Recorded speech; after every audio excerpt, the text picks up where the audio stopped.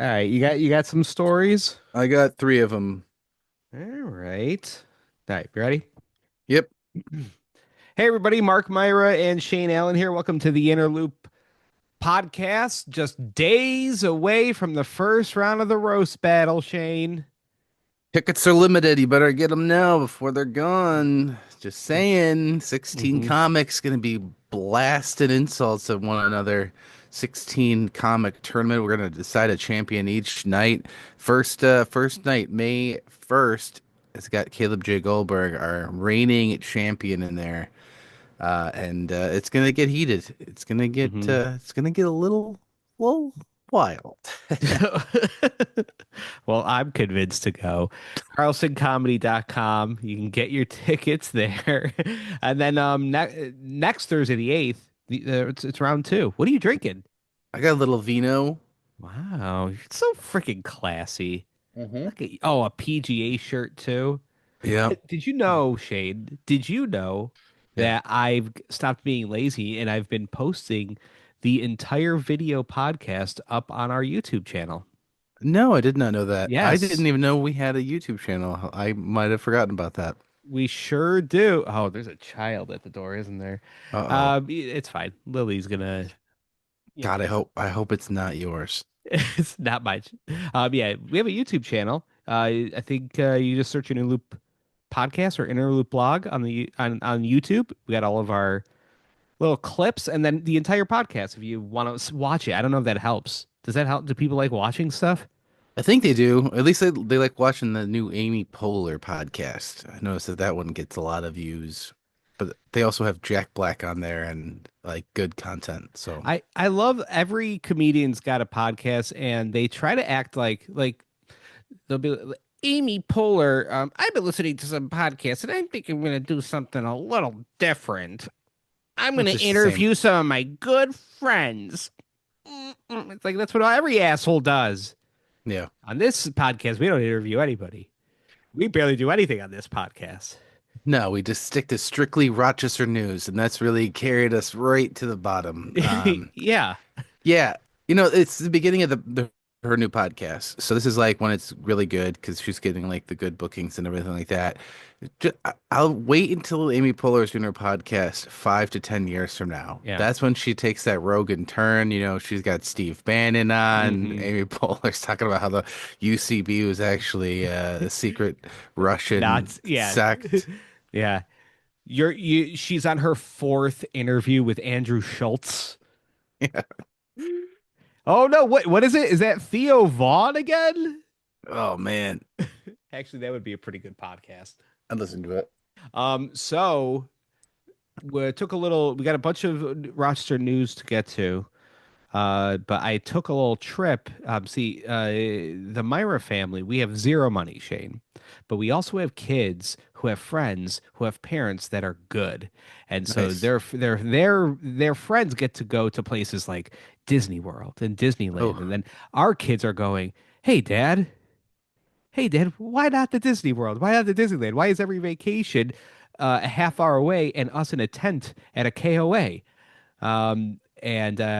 So Lily had the idea. She's like, "What if to trick our kids into doing something that we're doing something amazing? We go to Toronto, Canada, and we go ooh. do a bunch of stuff, right? Because they really wanted to leave the country, and we're like, well, this is close enough.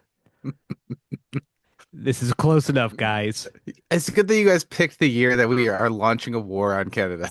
We went into Canada. I kid you not. We were the only car crossing the border, Shane. The border patrol looked confused. Like, hold on a second. Coming back in, we were the only car coming back in. There's no more commerce happening between the two countries. Were they just like one way? They're like, you're bringing ketamine, right? You're This bringing is, fentanyl across the border. are you the one person that's doing it? So, but I gotta say, man, being in Canada, first off, Yeah.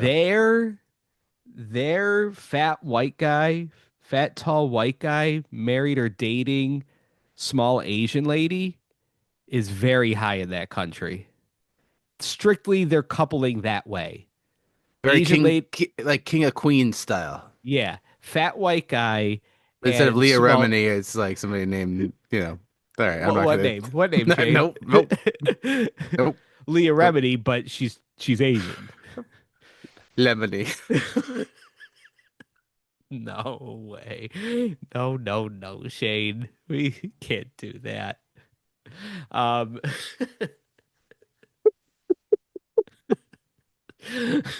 so, Sip of but wine. so we went to the CN Tower, we went to the aquarium, we went to medieval times, all the sites in Canada. But my favorite thing that happened was we were in our hotel room and we were walking around a lot, so we were all resting in bed. Like the kids are in a bed, Lily's in a bed, like up to her chin, like on her phone. I'm in the bed. We're all just relaxing until we're gonna go to medieval times and spend $500 watching the Renaissance Festival. Mhm. And the housekeeping lady knocks. She knocks on the door, and Lily goes, "Tell her to go away." And I'm too much of a coward to do that, so I go, "Hi," and she's like, "You want your room cleaned?" And I'm like, "Well, we're in here, but you can take the towels." And she's like, "Okay." And she took that as the opportunity to start cleaning the bathroom area. And Oh, so she came in, she starts cleaning the bathroom area. And I'm like, okay, well, she's just got to get out of her system. This is obviously a passion of hers. She's cleaning the bathroom area. And then she's like, "You want me to take out the garbage?" And I'm like, "Well, if you must." And so she goes and she sees now she's in the room with the beds are, and she sees the kids and she's like, "Oh, the babies. Oh, the oh no. babies play. Oh, they played video games, the babies." And then she looks at Lily. Now Lily's very mad at this point because this lady was not even supposed to enter the room, and Mark let her into the room. Okay. And then she looks at Lily, who's on her phone, and she goes, "Oh, and Mama played video games too." Okay. And then I'm like, "Oh, yeah, yeah, just grab the garbage." Like, let's get out of here, lady. Like, everybody.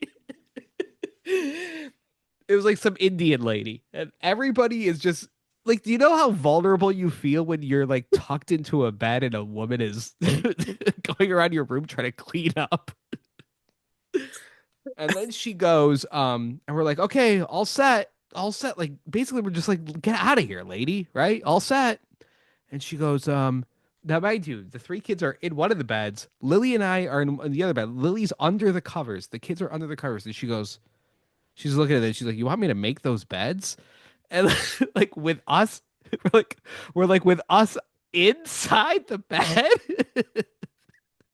We're like, absolutely not. We don't want you to make the beds right now. It's just she seems a little jealous. She's gonna pull out a Nintendo DS and hop in there with you. So that, but other than that, Canada was great. No, nobody there, surprisingly. You guys didn't do is there a Great Wolf Lodge? We didn't do no. Well, no, I Okay, mean there is one. We didn't do it though. got it. That would probably be a hit with your kids' age. Yeah, Medieval Times was probably the biggest hit. Medieval times, dude. That's a spot, dude.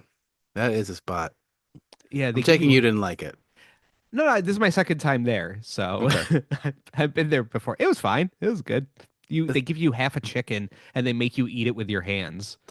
Yeah, you didn't. My grandmother would sneak in silverware. What a classy lady. That's the most Webster. She's like, I'm not fucking eating with my Am I hands. an idiot? Are you kidding me? What am I gonna eat gruel?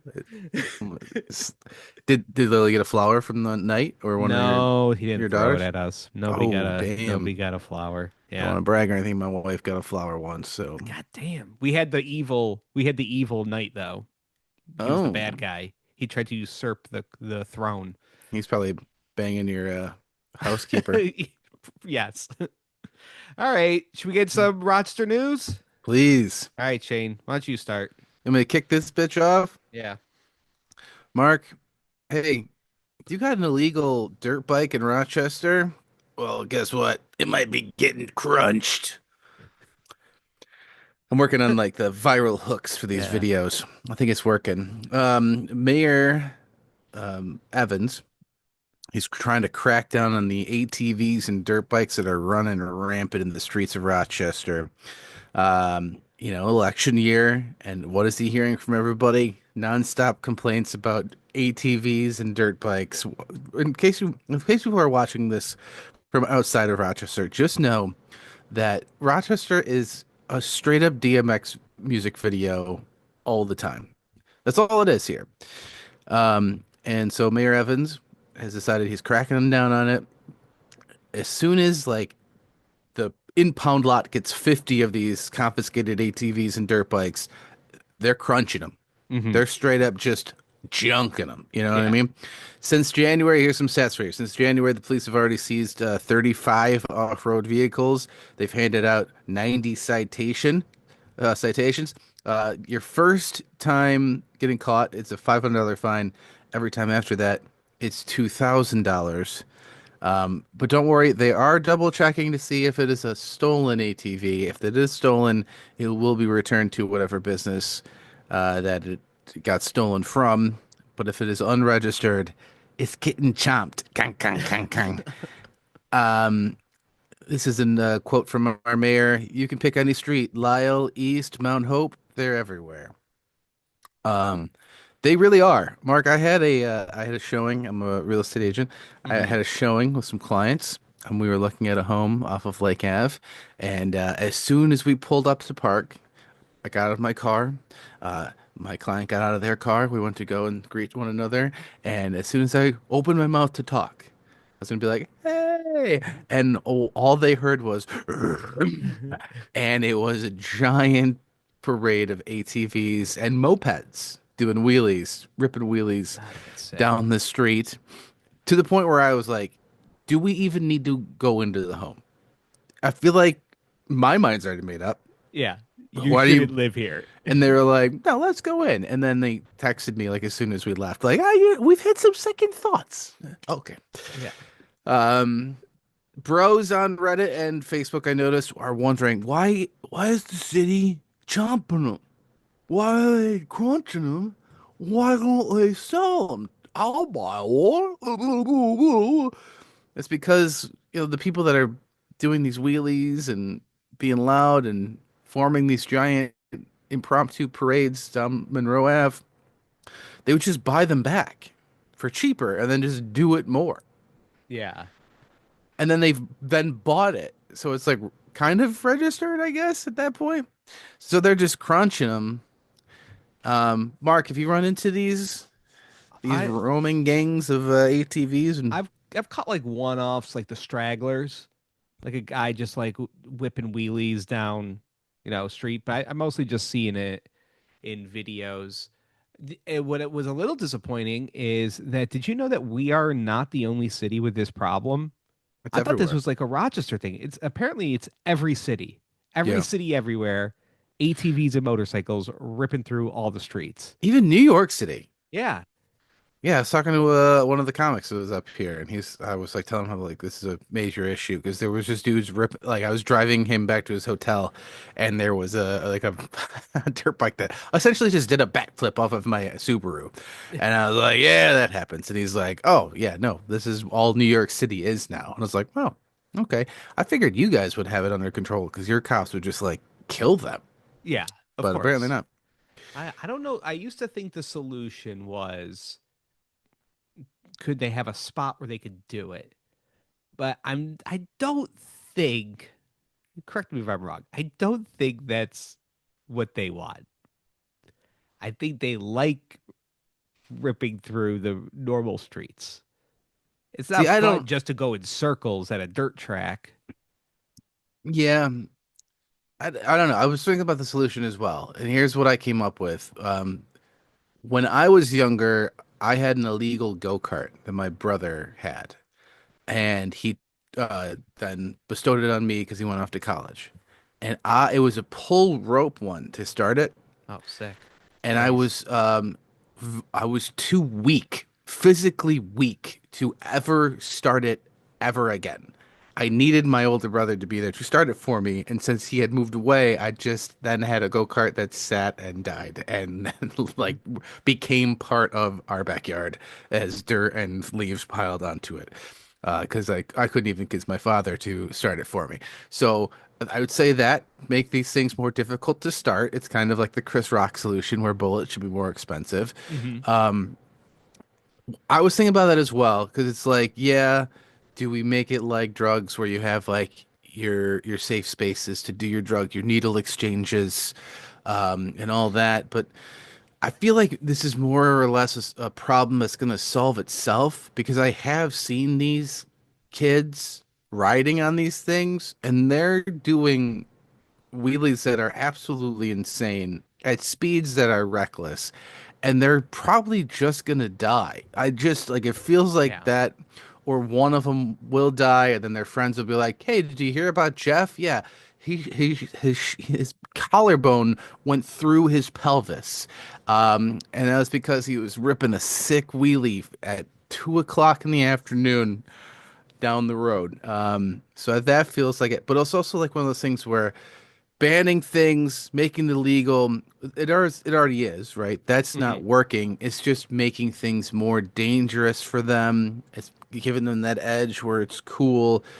Maybe you incentivize like, okay, you got an illegal ATV, you got a legal dirt bike. Let's get you the process of getting the paperwork for it. You show up to X and X location. We give you a free helmet or like a GoPro, which would be better because then we get the content for when they do shatter their pelvis and, Yeah. and collarbone. And also, you can just track these kids very easily because they have built up a YouTube and Instagram and Facebook following. I literally follow like three of these dudes in Rochester that are just ripping wheelies down Lyle Ave. I feel like And that's what they do. The Kia boys have calmed down. We got less crap being stolen, don't we? I don't know. I maybe. I feel like I haven't heard anything. All right, well, I got some more road news, Okay. Shane. One of our streets in Rochester, New York, got voted as the most dangerous street to drive on. Like it's a driving situation. Do you know Whoa. the answer to this? The most dangerous street to drive on? Yeah, to be Like on. in Rochester In or Ro- in like America? it's in Rochester, but it Okay. was voted most dangerous in New York State. Okay. Well, I guess if you're gonna be if you're from Webster, the stock answer is AVD. Okay. This is it's Lake Ave, Shane. Okay. Lake Ave, 10 deaths from crashes over 5 years. 90 pedestrian or cyclist injuries or deaths in the last decade. They're saying Lake Ave. So I guess it's Okay. like a little busy, but I have my vote on it. Okay. And my vote is when you start getting into like the Bushnell Basin area, Mm-hmm. Oh, where the like those bridges are? single lane bridge, Yeah. single lane bridge. Uh-huh. What is this for a horse and buggy? Hey yo. This is for cars, single lane bridge. I Yeah. don't care if there's no deaths on it. Hmm. That's insane. Yeah. Yeah, that's not a good one. That would be my vote too, because yeah, those the turns you have to take on them are pretty wild, and you don't really check and see who's coming in and out of there. I don't know. I feel like Easton Alexander. I mean, that was always pretty dangerous. But now that it's a full-on police state where nobody wants to go there anymore, it's probably cleaned up. Uh, Good chance you were watching somebody get hit by at least a bus there. Oh, the bachelorette party in a limo bus, Yeah. taking I, out a one of those bicycle mobiles, whatever they are, the pedal tours. this is probably just biased from having worked down there, but like Broad Street was horrific. Anytime I was there, it didn't matter daytime or nighttime. People were just completely ignoring the stoplights. Pedestrians were nearly getting killed every time, and that's where like, people are running out to the parking garages from the Blue Cross Arena, and yeah, nobody cares there. Yeah, okay, so like if. All right. I don't know. There's a section of East Rochester that I think they just decided to fill in the potholes. And for a while that was the most dangerous because I was driving me. I was driving on the other side of the road to avoid the potholes in my lane. So Yeah, what is East Rochester's problem? where do you want to start? Why are they like everything just seems I don't know, like even getting on there, it's like 490 just turns into their main street. I They feel like seem it's like stuck in hard. time. Yeah, it's not like a real place. Yeah.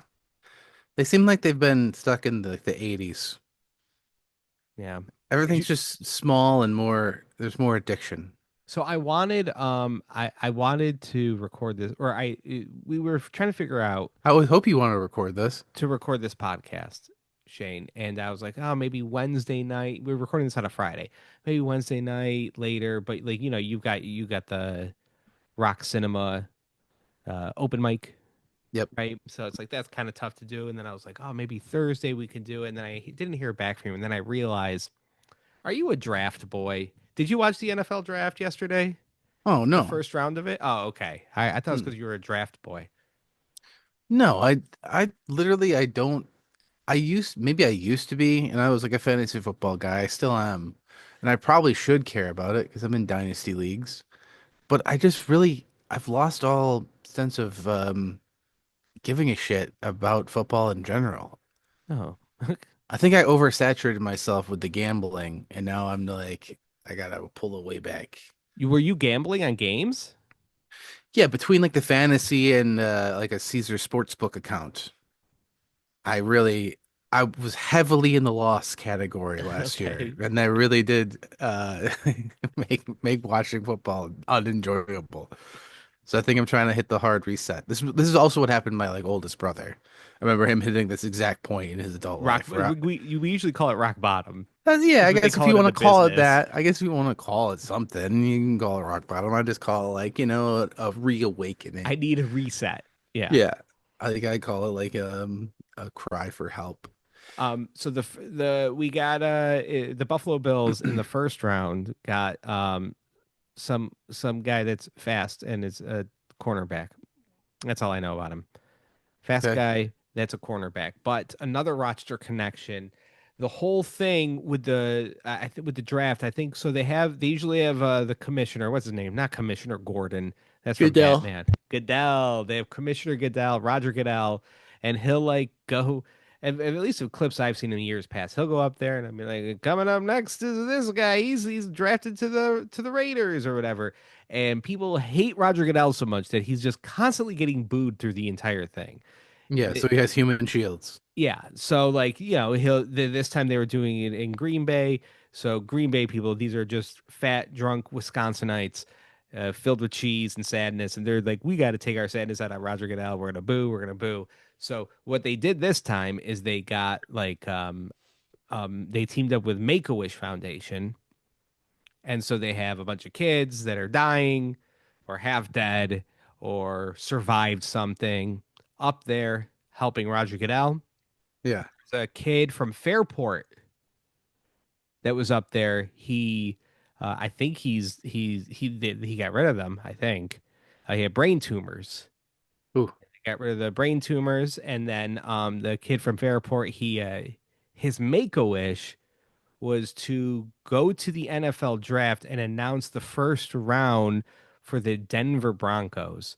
Now, look, I don't want to tell any dying, sick, or recently sick kid how to do a make a wish, but that seems like the worst.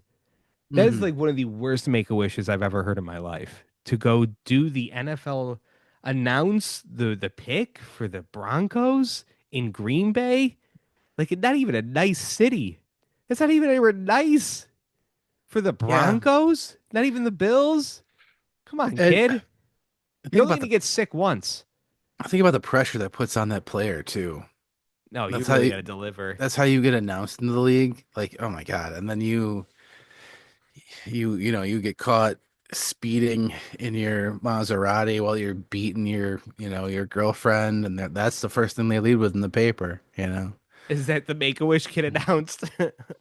Yeah, the whole idea of the draft is like it sucks. It's so stupid.